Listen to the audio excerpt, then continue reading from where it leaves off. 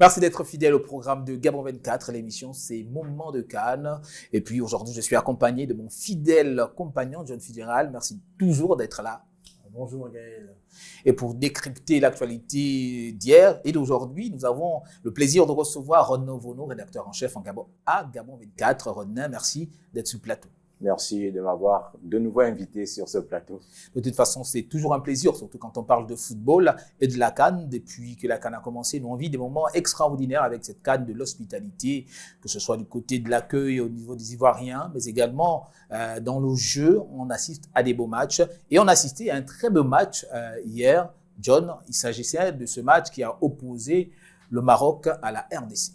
Un match qui s'est soldé avec un match nul, un but partout entre Léopard et Lion de l'Atlas, une rencontre qui s'est achevée, certes, avec beaucoup de trac, mais par qu'à cela ne tienne, ça s'est déroulé de bonne guerre, donc au stade de San Pedro, donc un but partout. Achraf Hakimi avait ouvert la marque et Silas finalement a égalisé en seconde période. Voilà, c'était un match nul entre deux formations qui était très attendu, Renaud Vono. Oui, il faut dire que les enjeux sont en train désormais de prendre le pas sur le jeu parce que vous avez une équipe comme le Maroc qui, avec 6 points, était d'ores et déjà qualifiée. Et en face, vous avez la RDC qui cherchait également sa première victoire. Ensuite, il y a ce match nul et on a des frustrations. Nous avons l'altercation entre Bemba et le coach Regragui. On n'a pas forcément compris ce qui s'est passé. Maintenant, est-ce que le fait que les enjeux soient désormais au-dessus du jeu ait fait qu'on se soit retrouvé dans cette, dans cette configuration? On a vécu je crois. Cet événement qui est quand même malheureux. Oui, c'est quand même malheureux. C'est quand même malheureux que l'on se soit retrouvé avec ce genre de comportement des deux équipes. De ce que moi j'aurais appris, la discussion assez houleuse, c'est même poursuivi dans les vestiaires, mais ce ne sont pas des attitudes à pérenniser. Je crois que la CAF devrait certainement peut-être revoir ou bien s'auto-saisir si c'est possible, parce que le football, c'est d'abord, le sport en général, c'est d'abord la réunion de plusieurs personnes afin de partager un moment de bonheur. Moment de bonheur, malheureusement, pour cette équipe du Maroc, vous l'avez dit, Renaud Vono. Est-ce que c'est peut-être de la frustration? Parce qu'il faut quand même rappeler qu'aux côtés du Sénégal, le Maroc est quand même l'autre grandissime favori de cette Coupe d'Afrique des Nations. Donc faire un match nul contre la RDC, c'est un peu une défaite pour les Lions de l'Atlas. Oui, le putatif concurrent du Sénégal, c'est le Maroc. Parce que d'un côté, vous avez le Sénégal qui est champion d'Afrique en tir, et de l'autre, vous avez le Maroc qui a enfin, brisé le plafond de verre et qui aujourd'hui se positionne comme certainement l'une des meilleures nations africaines, si ce n'est la première ou la deuxième nation africaine ici en Côte d'Ivoire. Maintenant, je crois qu'il avait également l'enjeu. Il y a peut-être beaucoup de pression. Et lorsque vous avez des équipes qui viennent avec beaucoup de pression, souvent, elles déjouent elles-mêmes. Le Maroc a certainement l'un des plus beaux effectifs, mais on voit que, ça c'est mon point de vue, l'une des nations avec le plus beau jeu, il y a le Sénégal, mais ne pas oublier également le Cap-Vert qui s'est qualifié et qui a 6 points. Et puis, cette journée n'a pas seulement été marquée par cette rencontre RDC-Maroc. John? Et on avait également en deuxième heure, donc à 17h hier, Zambie-Tanzanie qui s'est également achevé sur un score de parité, un but partout. Puis il y avait la dernière rencontre de cette deuxième journée-là, donc Afrique du Sud, Namibie, avec la victoire écrasante des Sud-Africains, 4-0 sur leurs homologues namibiens. Donc, on va revenir rapidement. René, peut-être en 2 mots, nous parler de cette rencontre entre la Zambie et la Tanzanie. C'est, j'ai envie de dire, les petits poussets du groupe, mais qui se sont neutralisés. C'est un match nul quand même, qu'on le veuille ou pas, qui arrange le Maroc, qui est aujourd'hui premier du groupe avec 4 points. Oui, c'est quand même le paradoxe, c'est que dans certains groupes, on a 4 points et on est soit deuxième, soit même troisième. Et dans ce groupe du Maroc-là, le Maroc est premier du groupe avec 4 points. Donc, le Maroc a clairement son destin entre ses crampons, si je peux utiliser ce néologisme-là. Le Maroc ne craint pas, je pense que le Maroc ne craint pas, le Maroc va se qualifier, mais je crois qu'il y a beaucoup de frustration par rapport à à la rencontre face à la RDC. Les Marocains voulaient impérativement se qualifier dès la deuxième journée et peut-être certainement faire tourner. Parce que nous ne sommes plus à 2 semaines et demie ou 3 semaines de compétition. Nous sommes désormais à 1 mois. Donc, les organismes vont être éprouvés, voilà, mis à rude épreuve. Donc, il faut aussi faire tourner. Maintenant, peut-être l'une des clés de cette Coupe d'Afrique des Nations, pour les équipes qui y participent, bien sûr, ce serait certainement d'avoir un banc de touche étoffé qui, lorsque vous enlevez les 11 entrants et que vous mettiez d'autres joueurs, la machine continue de tourner. C'est peut-être la frustration de Regragui de se dire on aurait pu gagner ce match et faire tourner pour le troisième match. Malheureusement pour eux. Donc, on va rapidement regarder le classement de ce groupe F à l'issue de la deuxième journée de la phase des groupes. Et c'est le Maroc qui mène la danse. Rodney Obono l'a dit, avec 4 points, suivi de la RDC, surprenante, les Léopards avec 2 points, suivi de la Zambie, 3e, 2 points, et la Tanzanie fait la marche avec un seul point au compteur. Voici le classement du groupe F. Et notre match, le dernier d'abord de la journée d'hier, l'Afrique du Sud qui a affronté la Namibie. John. Oui, 4-0, on l'a dit, donc avec une écrasante victoire des Bafana. 4-0. C'est l'une des équipes qui a quand même réussi à marquer 4 buts avec la Guinée équatoriale quand elle a battu la Guinée-Bissau. Est-ce qu'aujourd'hui, on peut dire que l'Afrique du Sud a lancé enfin sa compétition après la déroute dans le premier match? Oui, la compétition est lancée. Je vous le disais, aujourd'hui, toutes les équipes veulent se qualifier. Il y a cette marge de meilleur troisième. On prendra, je crois, 4 sur 6. Oui. Voilà, donc tout le monde veut aujourd'hui avoir cette place. Maintenant, la différence va se faire au niveau certainement du goal average. Ouais. Parce que pour le moment, avec 3 points, vous êtes qualifié. Maintenant, il faut avoir un goal average assez voilà, une différence de but assez élevée pour pouvoir passer. L'Afrique du Sud a très mal débuté sa compétition. Maintenant, elle se met un peu à l'abri avec non seulement 4 buts marqués, mais les 3 points de la victoire. Maintenant, ça va jouer lors de la 3e journée. Est-ce que cette équipe va pouvoir tenir, sachant que derrière, c'est la Tunisie qu'à la France. C'est quand même la Tunisie. Mais la Tunisie aussi, lorsque l'on regarde un peu la physionomie de la Tunisie, c'est une équipe qui est essoufflée. Moi, je pense, c'est une équipe qui est essoufflée. Depuis 2004, on ne la reconnaît plus. Elle a du mal même à sortir des poules. Elle a fait certainement le mondial à certains moments. Mais aujourd'hui, c'est une équipe qu'on ne reconnaît plus. C'est une équipe, je crois qu'il faut régénérer l'équipe. Il faut certainement, je crois que on est dans une période où on a les Msakni qui sont en train de partir, qui ont déjà un certain âge, et il faut une nouvelle vague de joueurs. Mais malheureusement, je ne pense pas que cette équipe tunisienne-là ait toutes les armes nécessaires pour se sortir du piège dans lequel elle-même s'est mise. Parce que rappelons-le, la Tunisie a quand même 1 point et elle est dernière de son groupe. Dernière d'un groupe elle aurait pu normalement dominer. Mais c'est ça la magie du football, c'est la magie du sport. Nous sommes dans une CAN à 24 et même si on est dans une CAN à 16, les équipes se seraient battues pour avoir les 2 places qualificatives. Et puis justement, Rodney Obono, est-ce que là, on ne vit pas également l'ère de Verseau en ce qui concerne les équipes africaines, celles dites grandes équipes à l'époque? On se rend compte que finalement, beaucoup restent dans l'histoire. Parce que il y en a qui vivent de leur palmarès. Et il y en a qui se disent, aujourd'hui, nous avons un niveau de développement qui pourrait nous permettre, pas forcément d'atteindre les meilleures équipes, mais de réduire l'écart. La FIFA donne énormément d'argent aujourd'hui pour le développement du football. Il y a plusieurs programmes qui permettent aux équipes de se mettre en place. Et l'un des plus beaux exemples, c'est la Mauritanie. La Mauritanie qui, il y a quelques années, n'avait pas un football aussi flamboyant. Mais quand vous avez une équipe comme la Mauritanie qui élimine le Gabon, c'était impensable il y a quelques années. Vous avez le Cap-Vert qui est premier de son groupe. Vous avez des nations comme la Namibie qui arrivent quand même à bousculer la hiérarchie. Cela montre que les écarts sont en train d'être réduits. Maintenant, est-ce que les grandes nations se sont dit, bon, nous avons gagné 7, 5, 4 Coupes d'Afrique des Nations et on va se rater là parce qu'ils vont jamais nous dépasser?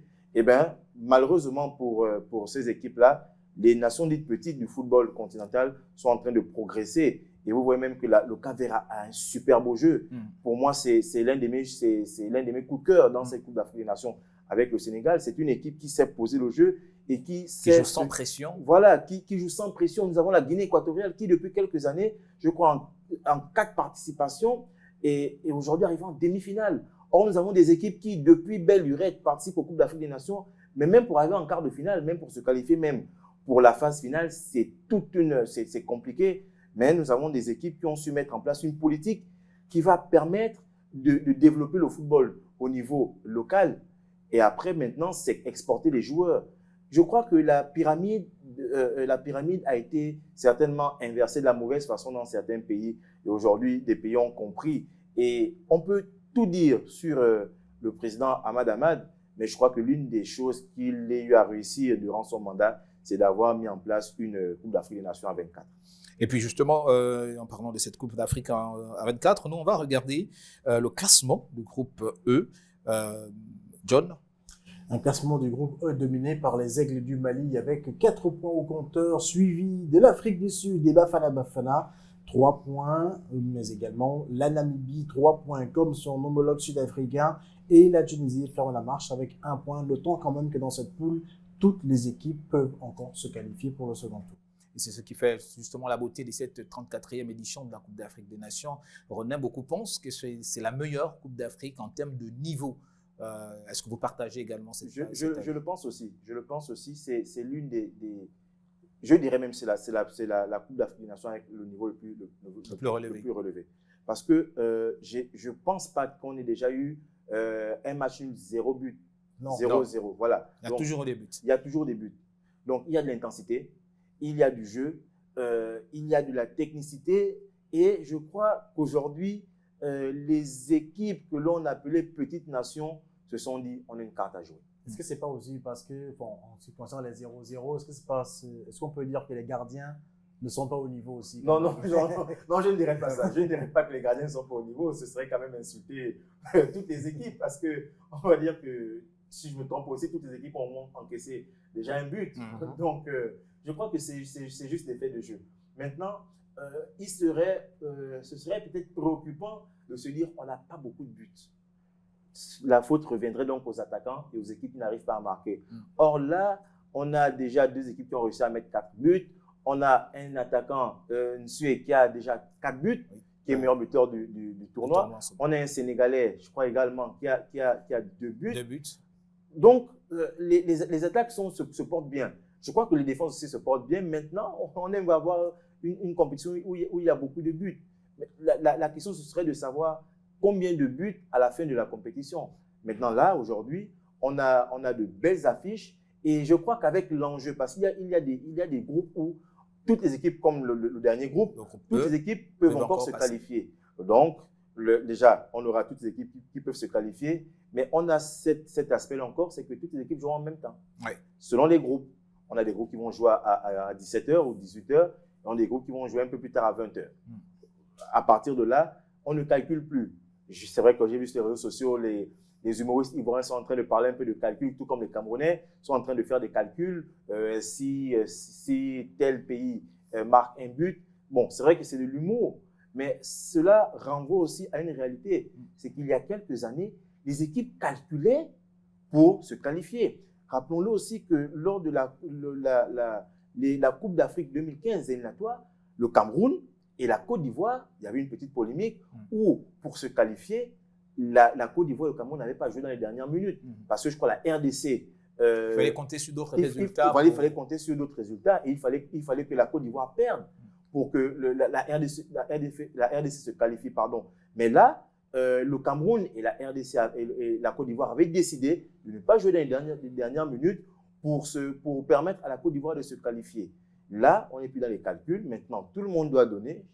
Chacun va… C'est bien pour les pays qui sont déjà qualifiés, il n'y a pas de problème. Mais là encore, il y a aussi cet aspect, il faut finir premier du groupe. À partir de là, lorsqu'on a maintenant une compétition où on a 4 troisièmes, vous pouvez tomber sur un troisième qui est très fort. Je prends l'exemple par exemple de la Côte d'Ivoire. Si la Côte d'Ivoire termine troisième, je ne pense pas que le premier d'un groupe, de l'autre groupe sera assez heureux d'avoir la Côte d'Ivoire. Pas forcément par rapport au niveau du jeu. Et le Cameroun aussi, c'est possible que le Cameroun parce que ce sont des équipes qui peuvent se réveiller au second tour. En 2017, beaucoup ne donnaient pas cher du Cameroun. Le Cameroun était champion d'Afrique. Donc, attention à ces équipes-là que l'on pense être endormies, mais qui, dès le second tour, les huitièmes de finale, vont changer leur façon de jouer. Justement, parce que les huitièmes de finale, c'est une autre compétition qui débute, John. Notons d'abord que pour cette compétition-là, on est à 24 matchs, 65 buts déjà marqués, donc une moyenne de 2,7 buts par match, ce qui n'est pas énorme. Nous avons eu des Coupes d'Afrique des Nations, on avait une moyenne de buts au premier tour, une moyenne à 1 but, ou 0. Voilà. Aujourd'hui, je vous le disais, ne rejetons pas la faute aux gardiens, les gardiens sont bons. Et surtout qu'aujourd'hui, on a des gardiens qui évoluent dans des grands championnats, des grands clubs. Championnats. Vous n'allez pas me dire qu'on en a qui jouent à Manchester United et Templo, excusez-moi du terme. C'est juste qu'ils ont trouvé plus fort qu'eux, c'est tout. Mais vous avez aujourd'hui des joueurs qui sont dans les meilleurs championnats, que ce soit en Afrique, que ce soit en Europe, aux Amériques ou encore au moins dans le golf, comme cela devient maintenant l'Eldorado de certains joueurs. Alors, nous, on va parler de cette journée qui nous intéresse aujourd'hui parce qu'on disait que c'était la dernière journée de la phase de groupe et il n'y a que les Ivoiriens qui accueillent la compétition, sont toujours là. Que pensent les Ivoiriens? On regarde ce reportage et puis on se retrouve derrière. La Coupe d'Afrique des Nations entre dans une nouvelle étape, la 3e journée des phases de groupe. Une ultime journée durant laquelle 8 équipes vont prendre la porte et ce, dès ce 22 janvier 2024. S'il est évident que ce premier tour a d'ores et déjà révélé un fait, la réduction du niveau entre les nations dites grandes et celles considérées comme petits poussets, plusieurs gros calibres sont en danger. Cameroun, Algérie, Tunisie, en cas de faux pas, ne seront pas de la deuxième quinzaine de la CAN. Avec 3 points au compteur, le pays hôte n'est pas encore officiellement qualifié. La Côte d'Ivoire, qui s'est ratée lors du choc du groupe A face au Nigeria, est déjà en sursis dans sa CAN, devra absolument battre la Guinée équatoriale pour s'éviter un tirage difficile. Malgré une 3e place dans la poule, les éléphants ont leur destin entre leurs mains. Bon, il y a confiance dans l'équipe nationale de la Côte d'Ivoire, les éléphants. Il y a confiance qu'ils vont se qualifier. C'est un match qui n'est pas du tout facile. Bon, c'est aux entraîneurs de faire un bon coaching, pour faire rentrer les joueurs qu'il faut pour remporter ces matchs. Voilà, en tout cas, il y a confiance totalement à l'équipe nationale de la Côte d'Ivoire. Il sait qu'en a même conscience, il peut se qualifier. Si l'objectif des éléphants de ne pas rater leur entrée dans la compétition a été atteint, la Côte d'Ivoire a la pression de tout un peuple pour ne pas finir éliminé au premier tour de sa CAN comme en 1984. Un souvenir douloureux à quelques heures d'une rencontre décisive contre la Guinée équatoriale. La CAN, c'est chez nous. Donc, étant chez eux encore, il y a la pression. Il y a la pression du public, la population. Et puis aussi sur les réseaux sociaux aussi. Tout ça, toutes ces pressions-là, ils pensent qu'ils vont accumuler ça. Et encore, ça va leur servir de conseil. Aussi, ils sauront quoi faire. Chaque joueur sait ce qu'il faut faire. Lors de la conférence de presse d'après-match, le sélectionneur national Jean-Louis Gasset reconnaissait que face au Nigeria, son équipe n'avait pas donné l'impression de pouvoir rivaliser physiquement. Pour les supporters, il faudra tout donner pour assurer la qualification. Dans une équipe, il y a toujours des erreurs. Pas forcément qu'il a flashé un match qu'on doit enlever totalement. Bon, ça, au Côte d'Ivoire, son staff, son équipe technique, de voir quel joueur il faut, quel joueur il ne faut pas. Il y a assez de joueurs talentueux qui sont sur le banc. Forcément, c'est au Côte d'Ivoire maintenant ce qu'il faut faire pour remporter ces matchs. Ce 22 janvier, les stades Félix Houphouët-Boigny d'Abidjan et Olympique Alassane Ouattara de Bimpé seront les juges de paix entre la Côte d'Ivoire, la Guinée équatoriale, la Guinée-Bissau, le Nigeria, le Ghana, le Cap-Vert, l'Égypte et le Mozambique. Nous venons de regarder ce reportage, d'ailleurs signé par vous, très beau reportage. Alors on voit ces supporters ivoiriens qui restent confiants au-delà de ce que la Côte d'Ivoire est tombée face au Nigeria. La Côte d'Ivoire en 2 matchs a seulement, j'ai envie de dire seulement, 3 points. C'est pas souvent arrivé pour la Côte d'Ivoire, mais des Ivoiriens, des supporters ivoiriens de moins qui sont confiants quant à la qualification de leur équipe pour la suite. Mais ce serait même impensable de penser, excusez-moi la tautologie, qu'il y ait des Ivoiriens qui ne supportent pas la Côte d'Ivoire. Les publics sont les mêmes. C'est que quel que soit le match, même lorsque vous perdez le premier match, on se dit c'est la patrie, on va supporter après. Nous étions dans les rues avec notre correspondant Junior Oka et nous avons bien remarqué qu'aujourd'hui, les gens se rendent peut-être compte qu'il y avait la ferveur derrière. Maintenant, on rentre dans les choses sérieuses. Les choses sérieuses, c'est de se dire la Côte d'Ivoire doit passer la phase de poule. Parce qu'il y a 40 ans, en 1984, cette même Côte d'Ivoire qui recevait l'Afrique sur ses terres était restée au premier tour. Et le Cameroun avait remporté la Coupe d'Afrique des Nations. Donc aujourd'hui, il y a quand même cette crainte des Ivoiriens de se dire est-ce que la Côte d'Ivoire va passer? Surtout que derrière, la Guinée équatoriale a 4 points. Et la Guinée équatoriale est déjà sûre de terminer meilleur troisième. Ça, c'est sûr. C'est déjà sûr pour la Guinée équatoriale. Donc, un peu aussi, la Guinée équatoriale peut se dire nous, on veut être premier du groupe. Donc, on va tout donner, on va jouer notre va-tout et on va être premier du groupe pour éviter peut-être des équipes comme le Sénégal, le Cap-Vert, le Maroc. Après, c'est le football. Le ballon est rond pour tout le monde aujourd'hui. Donc, le plus important, je crois, pour les équipes, c'est d'abord de se qualifier et ensuite voir le tirage après. Voilà, puis en attendant justement le tirage et la qualification, on espère, de la Côte d'Ivoire, John va nous dire ce que dit la presse. Une revue de la presse riche en couleurs et en émotions. Et on commence d'abord par ce qu'a titré Goal.com. Que s'est-il passé après le match Maroc-RDC? Selon les informations, l'échange entre Regragui et Mbemba a tourné mal parce que le sélectionneur du Maroc aurait lancé des insultes à l'encontre des défenseurs de l'OM. Interrogé au sujet de l'incident en conférence de presse, Walid Regragui a botté en touche. Il a déclaré « Je n'ai rien à dire sur ça, j'ai beaucoup de respect pour Mbemba. Peut-être que c'est l'adrénaline qui l'a fait répondre comme ça. Il n'y a pas de souci, je regrette car on n'a pas donné une belle image ni de nous ni de la RDC », a déclaré le Marocain. Des propos qui laissent entendre que c'est Chancel Mbemba qui aurait provoqué la bagarre avec sa réponse. Par ailleurs, on annonce que les analystes de lecture sur les lèvres de la CAF seraient en train d'identifier une éventuelle insulte raciste lors de l'échange entre Walid Regragui et Chancel Mbemba.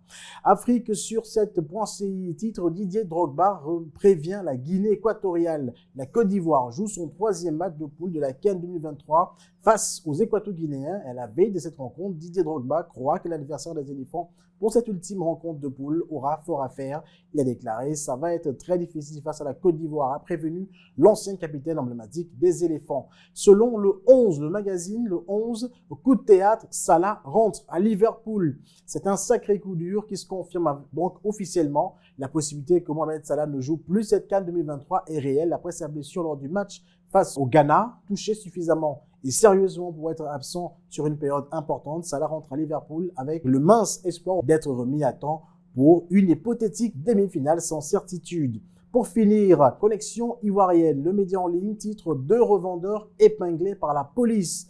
Ils ont été récemment appréhendés donc près du stade Félix Houphouët-Boigny à Abidjan. Ces derniers sont aux mains de la justice ivoirienne. Cependant, une enquête est ouverte pour identifier et poursuivre toutes les personnes impliquées dans cette affaire, dans cette mauvaise pratique qui trouble l'organisation de la CAN de l'hospitalité. Merci à John pour toutes ces informations complémentaires. Revenons avant de voir avec John quelles sont les affiches du jour.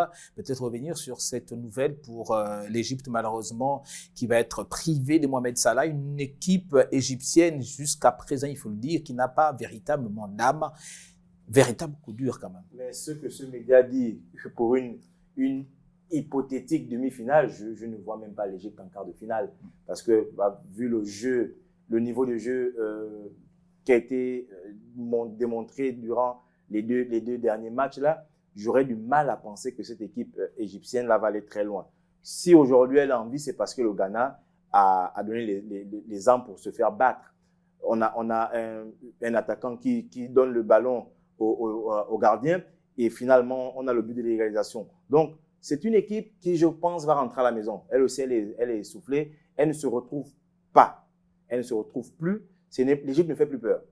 Or, entre 2006 et 2010, lorsqu'on parlait d'Égypte, mais je pense que tout le monde craignait l'Égypte avec ces joueurs qui n'étaient pas forcément en Europe, mais qui avaient un bon niveau parce que le championnat égyptien est d'un bon niveau. Aujourd'hui, je crois qu'ils ont peut-être essayé quelque chose qui n'a pas marché, mais il y a des équipes aujourd'hui qui ne donnent pas satisfaction. Nous avons l'Égypte, nous avons la Tunisie, nous avons le Ghana. Le Ghana, c'est même pire. Et l'Algérie, il ne faut pas oublier. L'Algérie également, qui a été champion d'Afrique en 2019. Ouais. Je voudrais même revenir sur le Ghana, parce que ça fait quand même pas mal d'éditions que le Ghana n'arrive même pas Ne ne s'en sort plus.